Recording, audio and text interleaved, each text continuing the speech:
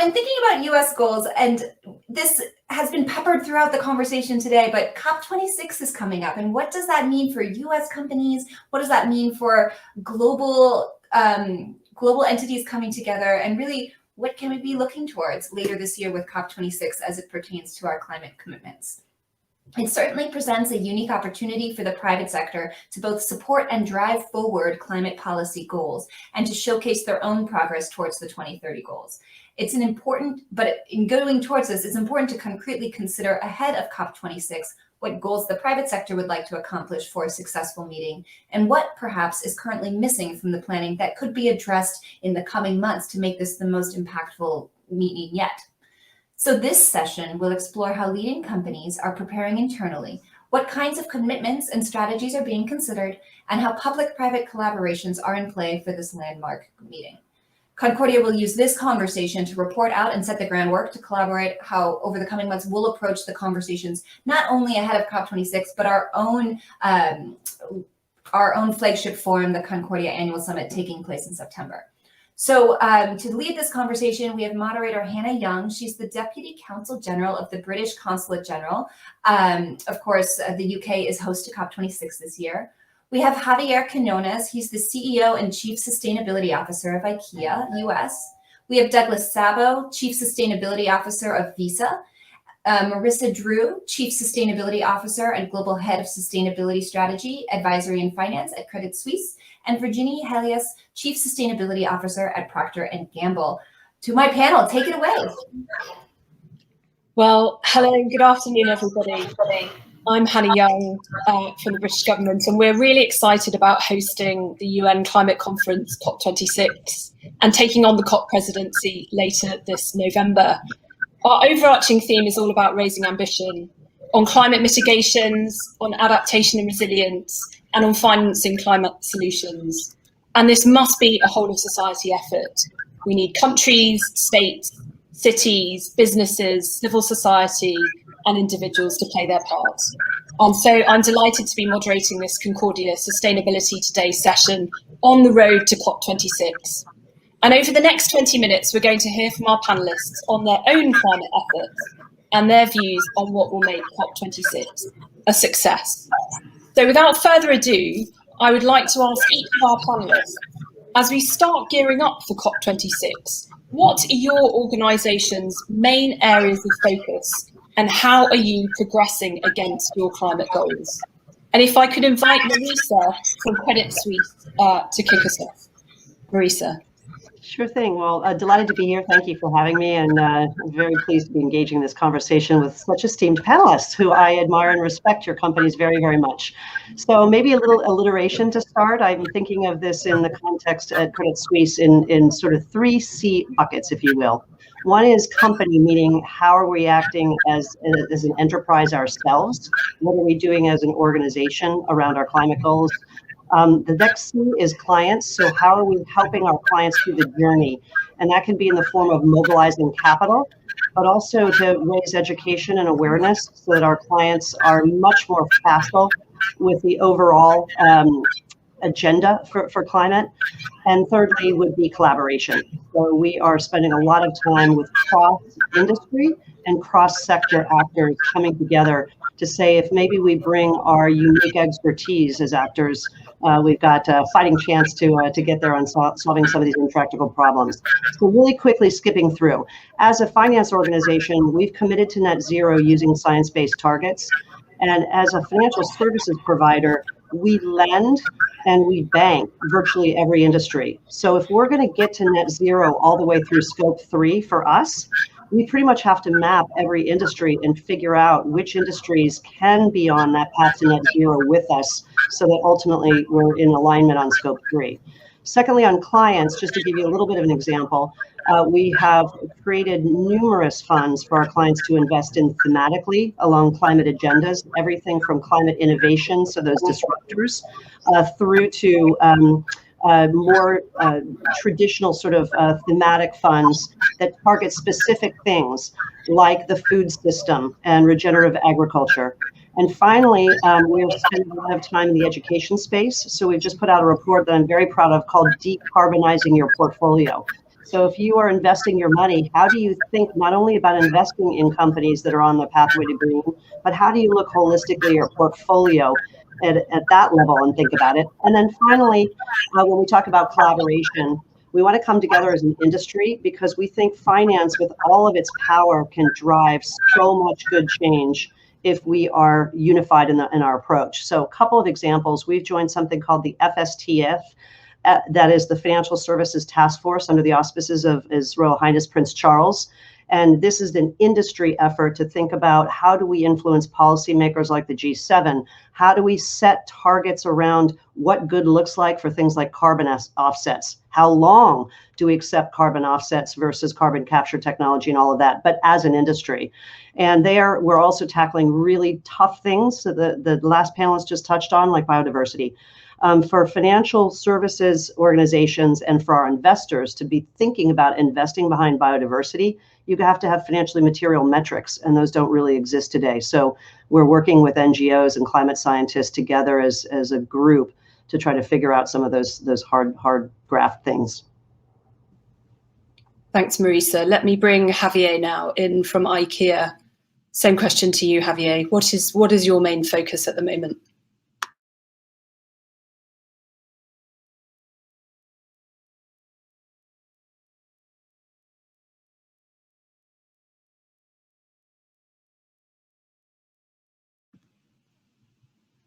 I might move to Doug while Javier is working on taking himself off mute. Javier, we'll come back to you in a moment, but Doug from Visa, over to you. Great, thank you. And first, thank you to the whole Concordia team and to all the audience for joining us today. I mean, at Visa, the global payments technology company, we're really excited for the journey to COP26 and for COP26 itself. At Visa, we believe in driving an inclusive and sustainable world, and we believe that this needs to be the decisive decade of action on climate. We, in April, this is well timed, in April, we made a number of new announcements and commitments as part of our roadmap to COP26 and beyond. We announced that we have achieved carbon neutrality in our operations. Our operational footprint is quite small. We already transitioned to 100% renewable electricity. We announced a commitment to net zero emissions, including our value chain by 2040. And we announced a commitment to and an aspiration to be a climate positive company.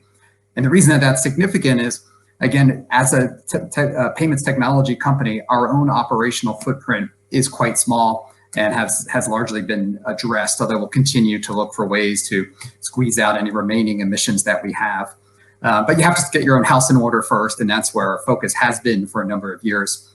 But when we look at really the potential that we have to make a difference, it's really looking at bringing the full force of Visa, our products, our services, our network, our data, our expertise, our brand platform. I mean, we are a network that we're very fortunate to be a network that can connect billions of consumers, over 2 billion consumers around the world, use our network to buy things, to consume, to go places, buy travel.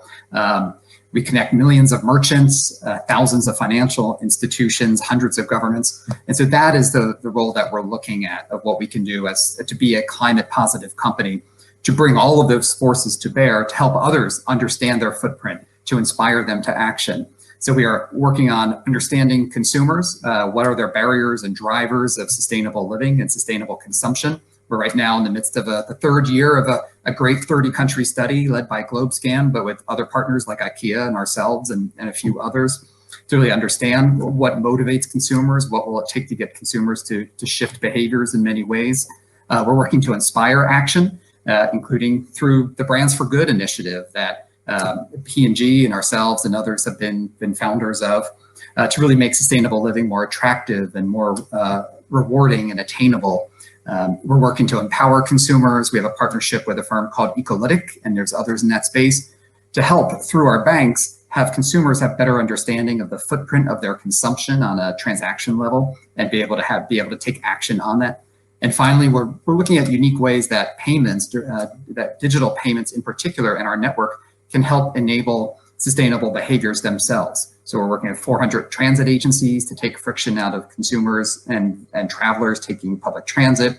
We're working with EV charging networks to help take friction and address issues of range anxiety. work in the space of travel and tourism to make it more sustainable, and other areas. And we're really looking to use our voice as we are today and in the lead up to COP26. So really exciting agenda, and really proud to be here today. Thank you, Doug. That's a really impressive, broad effort. Javier, let me bring you back in now. Tell us what your focus is at IKEA. Thank you, Hannah. I'm so sorry. I had some issues here with the connection. But thanks for the invitation. Thanks to Concordia and thanks to my colleagues in the panel. It's a pleasure to be here and to share a bit what we are doing. I think for us at IKEA, we are so privileged, right, that we enter in many people's home. And we even see it as a responsibility, actually, to not only enter, but also help and inspire people in living in a more sustainable way. So at IKEA, everything starts with our vision. Our vision is to create a better life for the many people. And that includes the home, as I was saying. And we see the home as a big part of all the planet, as the home that we all share. So that's the starting point. And we put all this together under our strategy, what we call the People and Planet Strategy, where we have decided that we are going to be climate positive by 2030. We have been doing many investments in the past, but also we continue. We already produce more clean energy today than the one that we consume in our retail operations. In the US, we have invested in forestry. We own today more than 240,000 solar panels across the US, 2 wind farms, and we have been doing this during the last couple of years. And then, of course, this strategy is broken in small or shorter-term goals. I'm super proud, actually. I'm very happy that we are on a very good way and probably to do things before 2030. And we have things there like in 2025, doing all the deliveries with electric vehicles. We're doing it today in New York, and this is a big commitment that we have. We launched this year, and not to forget food. I think it's an important part of all this issue we are tackling today, right? And we launched our Plan Balls, which is, it has a planet impact, 4%, or you could say 96% less than the traditional meatball. So big commitments, big things from the circularity as well, from the design of the product to the second, third, and finally recycling every product that we put in place and in the market. And then we say lately, it's a good business to be a good business. And we are very, very firm towards our goals, and that's the strategy that gives us the clarity to continue. Thank you, Javier. And last but by no means least, Virginie, please tell us about Procter & Gamble's climate goals and how you're progressing them. Yes, thank you, Hannah. It's an honor to be here. So our climate goal is part of our Ambition 2030 roadmap that we launched 3 years ago.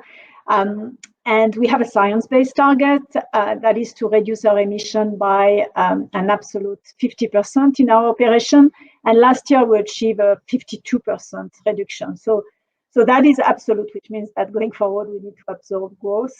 So we cannot rest on our laurels, far from it.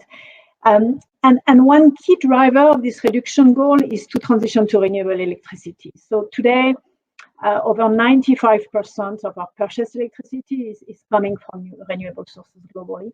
And it's not just about purchasing green electricity, because we also invest in major projects of biomass, solar, wind, to generate additional green electricity. And in the US, we've recently been recognized by the Environmental Protection Agency as the second ranking company for on-site generation of renewable electricity nationwide. Now, late in 2019, I think when the UN published their emission gap report, we saw how much, collectively, we were basically falling short of the targets. And also that the next decade, so this one was the window.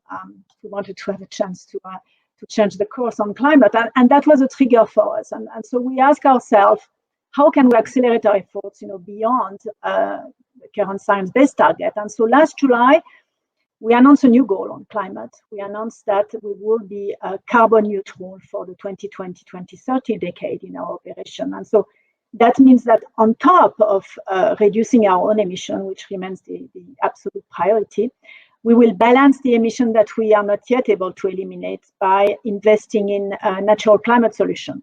So as we speak, we are developing a portfolio of projects that either protect or restore, those ecosystem that store massive amounts of carbon. And so from the Brazil Atlantic forest to the Philippines Palawan mangroves. And so that is basically what we do in our operation. But beyond our operation, we are also working on reducing emissions in our supply chain and the emissions linked to consumer usage of our product. I mean, those in-use emissions account for 85% of our Scope 3 emission. I mean, think of it as the emission related to people using heated water to wash their hair, their clothes, their dishes, or to shave. And we touch 5 billion people through our brands every day. So that is a lot of emissions. So those are emissions that we do not control directly, but we can enable people to reduce them. And so an example is how we engage with consumers to drive greater use of cold water when they do their laundry. So in North America, for instance, Tide is working to make sure that 3 out of 4 loads are done in cold instead of hot. Today, it's a bit over 50%. Or in Europe, it's about reducing the temperature by 5 degrees by 2025. And altogether, this effort we estimate will be about 30 million tons of CO2. So that is significant. And just yesterday, we announced that we signed a Space Act agreement with NASA. Yes, NASA. To test laundry solutions on the International Space Station. And so Tide will design the first detergent for space, so fully biodegradable, using 0 or little water and very little energy. And so we do that so that we can learn our way here on Earth, to fully decarbonize the laundry process. So, and we have many other examples on how we innovate to decarbonize our supply chain and how we leverage the scale, the influence of our brands to really enable people to embrace a low carbon lifestyle. So, and just finally, I would say, in terms of our efforts beyond 2030, we believe that net zero greenhouse gas emission no later than 2050 is a must. I mean, there should be actually no debate about this, but the devil is in the how and the glide path. So P&G has committed to release our climate transition action plan before the end of the year. So it will have very specific time-bound targets, on the path to this net zero across the 3 scopes. So more to come on this very soon. I have to say it's really encouraging and impressive to hear all of your organisation's efforts. And I want to turn to the relationship that the private sector has and the importance of the private sector in supporting climate solutions. Javier, could you tell us what role do you think the private sector can play in delivering on Paris commitments? Well, I think it's private sector, it's public sector, and it's every single individual, right? One sector probably cannot find the whole of the solution, but will find a part of the solution. So a key component, I would say. And I think it's not anymore about what you do, but it's more important how you do it, right? And I like to say this also. In the future, unless you really take care of how you do things, there will not be a reason for your company to exist. So it's time to take responsibility, and it's really time to act. So everyone, absolutely everyone, will play a key role in transforming this. And I know we are running out of time, so I will stop there, but absolutely a key role to make that happen. And Virginie, back to you. Same question. From where you sit, what role can the private sector play? Yeah, I think that since COP21, it has become so clear that the climate crisis will be addressed jointly by government or business, or it will not be. I think 6 years later, this is not even a question. And I believe that the pandemic, like on many other areas, have has been revealing, showing that private sector was able to rise to the challenge to complement the governmental action. P&G, like many of all of you, with mobilized resources, human, financial, and our scale. Also our creativity. I didn't know that we could retrofit packing lines, detergent packing lines to make face shields. So, and the same is true for climate, but even with a higher urgency, because there's no vaccine against climate. I think on the bright side, we are collectively making progress. I think WWF just released a report showing that 60% of the Fortune 500 companies have now a climate goal, which is 10 times higher than what it was at the time of the Paris Agreement. But only 13% of these companies have targets that are validated by the Science-Based Targets. So I think there is still a long way to go. We can do it. We've seen and we've learned how to do it actually during the pandemic, but we need to up our ambitions collectively. Thank you. And I think I'm right in saying that the majority of the emissions reductions required to keep us to 1.5 degree world come at the subnational level, which obviously includes the private sector. I want to turn to Doug now. Doug, Visa signed up to the business ambition for 1.5 degrees. And I'm really interested in what led you to make that pledge and how you're planning on playing that commitment forward. Sure, great question. I think really it just comes down to, frankly, this is what the world needs. We are already seeing the impacts of where we already are as a planet on the trajectory that we're on. Visa is a very global company, but we are proud to be headquartered in California, and already in our own backyard, we've had the impacts on our own employees, on our own business here from the presence of drought, but also the growth in wildfires. If I had my windows open maybe a number of months ago, it was the day of the orange sky across this whole area, the Bay Area, because of that. And so we're seeing that here, but then multiply that around the world, and you see the disruption to communities, to people, to livelihoods, to economies. And so for us, yes, of course, first and foremost, it's a moral imperative that we all take this action now for people today and also for future generations. But it's also a business imperative. These disruptions have impacts on our business. So this makes moral sense, it makes business sense. And our journey playing this commitment forward is activating the strategy that I had talked through. It's really looking at, and I think more and more companies are looking at this as what's the full force of what we can bring to the table in unique and innovative ways, including a lot, as Marisa was saying earlier too, looking at how can we work not only in our own company, but with clients and bring other solutions to the table. So we're going to continue executing on that. Thank you. And Marisa, Credit Suisse has also signed up to the business ambition to 1.5. What are the steps that you're taking to deliver on that commitment? Yes, absolutely. And I think we're so much mission aligned with everybody who's on this panel. So we're all in violent agreement, which is a wonderful thing to see. Which is why the collaboration is working so well. But I think what we're doing now to pay it forward is we're using it as a lens to inform everything that we do. And we say that we think about this in a sustainability triangle.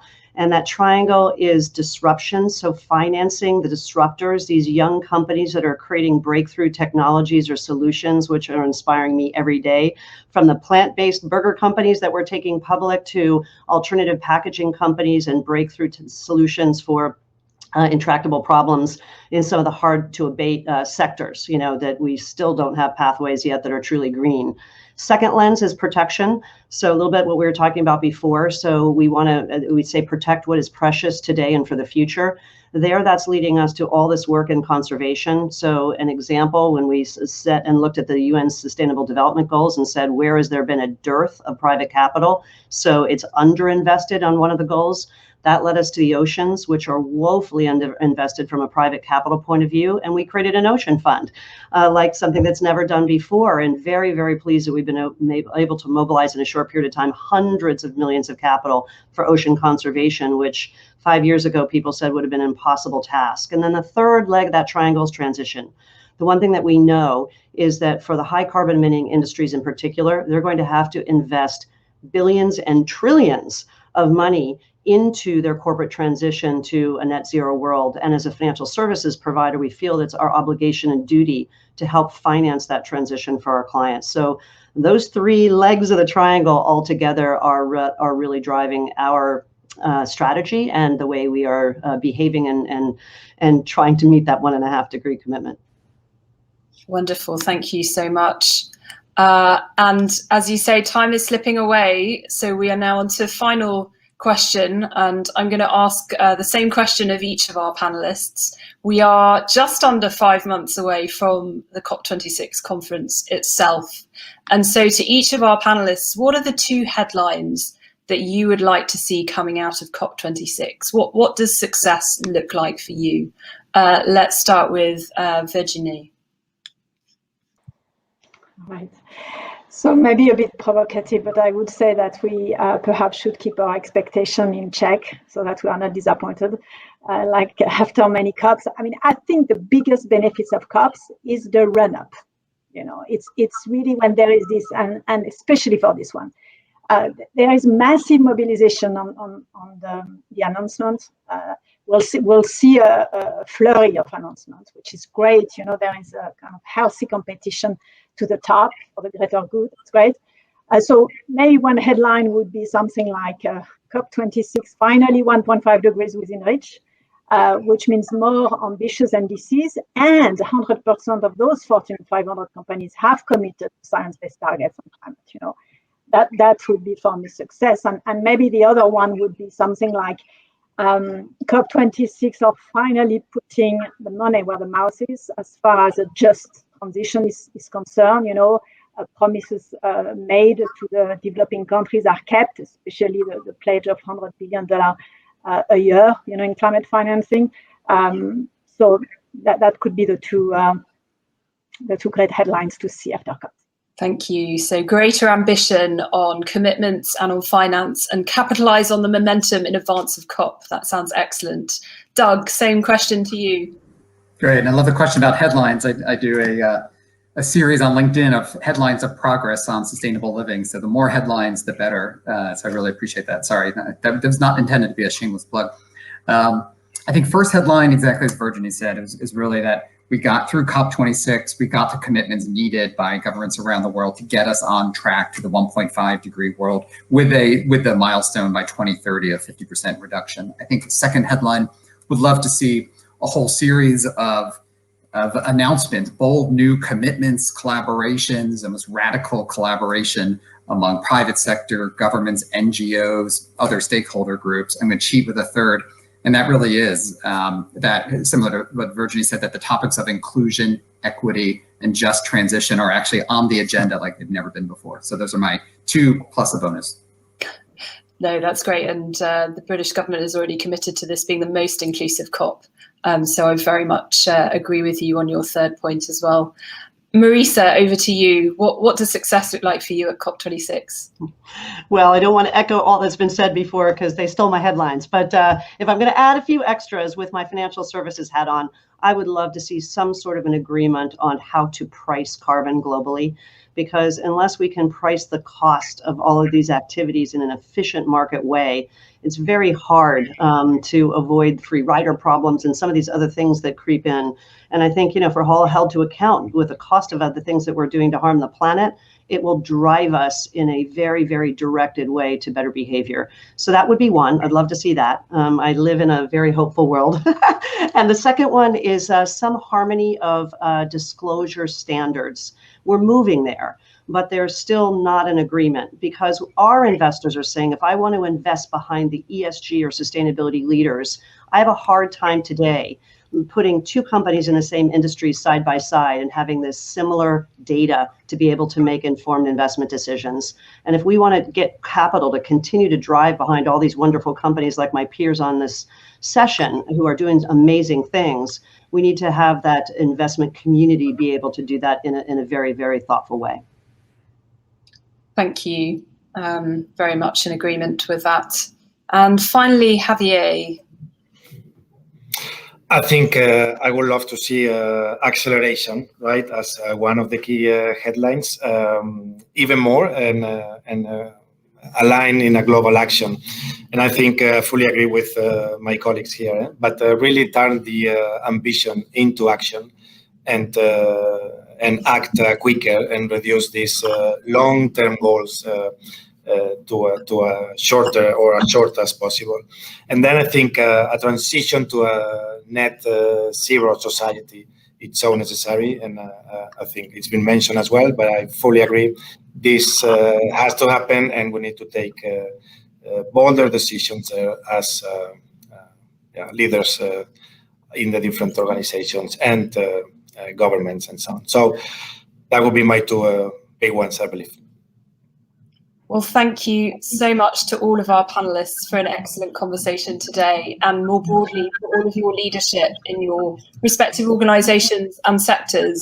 As I said at the beginning, tackling climate change is a whole of society effort, and the role of business and the private sector is at the heart of that. November's conference will be a crucial moment, and the run-up to it as well, as Marisa said, will be a crucial moment where the world needs to come together and raise its level of ambition. And conversations like these are hugely important on the road to COP. So from one Hannah, back to another. Thank you so much, Hannah. Perhaps the best segue of the day. I think that last panel, it really shed light on the hard challenges that remain and the urgent conversations that are necessary.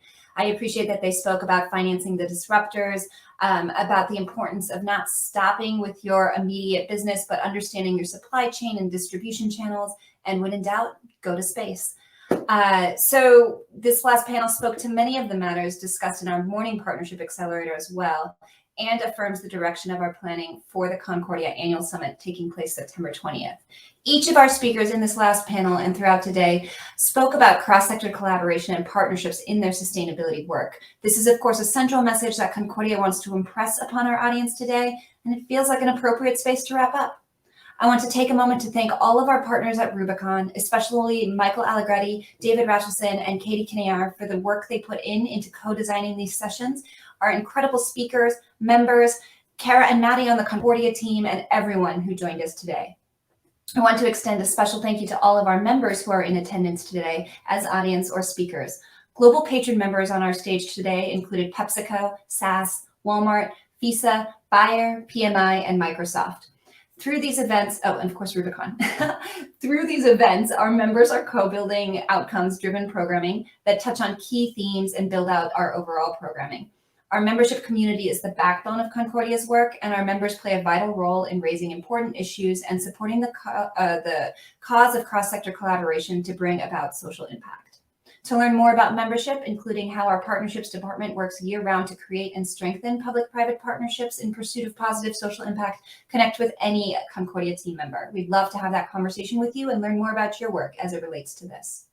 This conversation will continue at the 2021 Concordia Annual Summit, taking place in person and virtually the week of September 20th. Registration opens in July, and if you're not yet a member, we encourage you to join Concordia to access the in-person networking and learning opportunities of the event, or to join us digitally. We have other upcoming Concordia Lives. If you like this format and are eager to learn more about where collaboration is playing a role, we're partnering with Kyle House Group, Greyston, and USA for IOM for important conversations related to COVID-19 and healthcare delivery, speaking about inclusive employment models that will reshape what the workforce of America looks like, and all matters related to migration and refugee-related matters with U.S. International Organization for Migration. So stay tuned on the exciting programming Concordia's got for the summer. Join us in September for the Concordia Annual Summit. And again, a huge thank you to everyone for lending their time, their expertise, and their questions into what made today. Have a wonderful one, and thanks for joining us. Bye-bye.